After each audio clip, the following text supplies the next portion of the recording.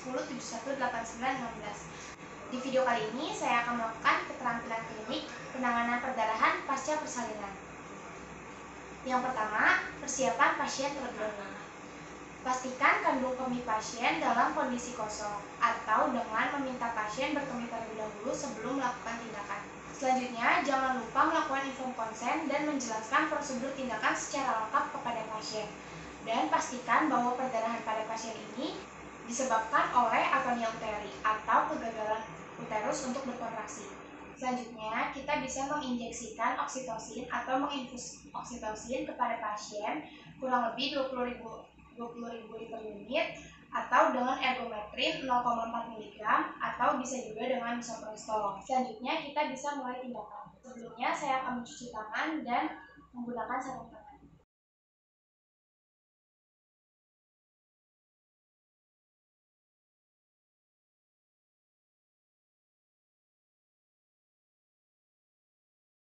Untuk teknik penanganan perdarahan pasca persalinan pertama, yaitu dengan teknik bimanual eksterna, yaitu dengan memposisikan satu tangan di suprasimfisis pubis dan satu tangan lainnya tepat di fundus uteri pasien. Selanjutnya, tangan yang di bawah mendorong ke atas dan tangan yang di atas mendorong ke bawah. Lalu lakukan kompresi pada uterus sampai kira-kira uterus menegang dan kontraksi uterus sudah berjalan dengan baik. Dan pastikan perdarahan sudah berhenti. Jika perdarahan sudah dipastikan berhenti, maka bisa perlahan dilepaskan posisi kedua tangannya. Teknik penanganan perdarahan yang kedua yaitu dengan melakukan teknik bimanual interna. Tapi sebelum itu saya akan mengganti sarung tangan. Melepaskan sarung tangan ini dan merendamnya di cairan klorin 0,5%. Selanjutnya, dengan sarung tangan yang baru dikenakan kembali, lalu siap melakukan teknik penanganan perdarahan dengan teknik bimanual interna. Caranya, langkah yang pertama, memasukkan tangan kanan secara obstetrik ke dalam vagina pasien. Nah, lebih seperti ini. Dan masukkan tangan perlahan-lahan ke dalam vagina sampai bertemu dengan fornix posterior. Kemudian tangan satunya menahan di bagian fundus uteri, lalu didorong keduanya sampai kita pastikan bahwa tegangan sudah cukup baik dan dapat menghentikan perdarahan. Bila dirasa tekanannya sudah cukup, lalu pastikan perdarahannya berhenti sambil menunggu kerja dari obat oksitosin yang tadi disuntikan atau diinjeksikan. Selanjutnya, jika perdarahan sudah dipastikan berhenti, dengan perlahan regangkan kembali tangan pada uterus sambil perlahan mengeluarkan lengan yang berada di dalam vagina dengan posisi obstetrik.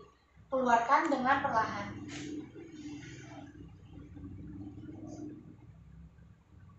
Selanjutnya, bila dirasa diperlukan, dapat diberikan pemberian analgesik atau anestesi pada teknik bimanual interna.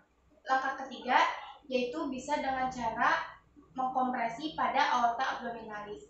Caranya yaitu yang pertama, kita raba terlebih dahulu arteri femoralis pada trigonum femoralis. Menggunakan tangan satunya, raba pulsasi dari arteri femoralis di dalam trigonum femoralis. Kemudian tangan satunya melakukan kompresi atau menekan bagian uterus luar menuju korpus vertebrae dengan harapan menekan aorta abdominalis.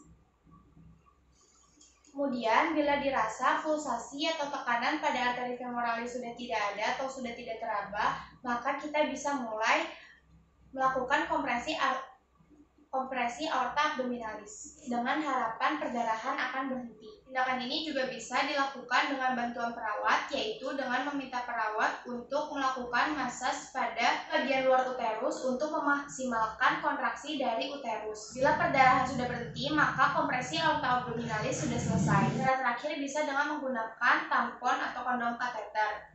Alat dan bahan yang digunakan adalah kondom, kateter, barbier tetraber, dan tali. Caranya yaitu kateter nanti dimasukkan ke dalam kondom, kemudian sediakan cairan DTT, lalu buka jalur vagina untuk memasukkan kateter tersebut. Kemudian kateternya diisi dengan menggunakan cairan DTT dengan harapan nantinya kateter akan mengembang di dalam vagina pasien dan menghentikan perdarahan. Jika perdarahan sudah dipastikan berhenti, maka keluarkan perlahan kateternya. Terakhir, bila sudah melakukan semua teknik tersebut, kita bisa melakukan pencegahan infeksi pasca tindakan dengan cara mengontrol pasien, menilai kondisi pasien, dan melakukan pemeriksaan tanda-tanda vital 2 jam pertama. Dan jangan lupa untuk merapikan kembali alat bekas pakai. Selanjutnya, saya akan melepaskan handscoon dan mencuci tangan.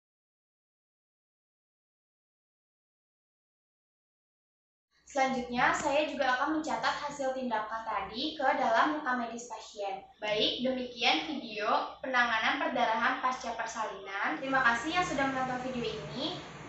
Sampai jumpa di video selanjutnya.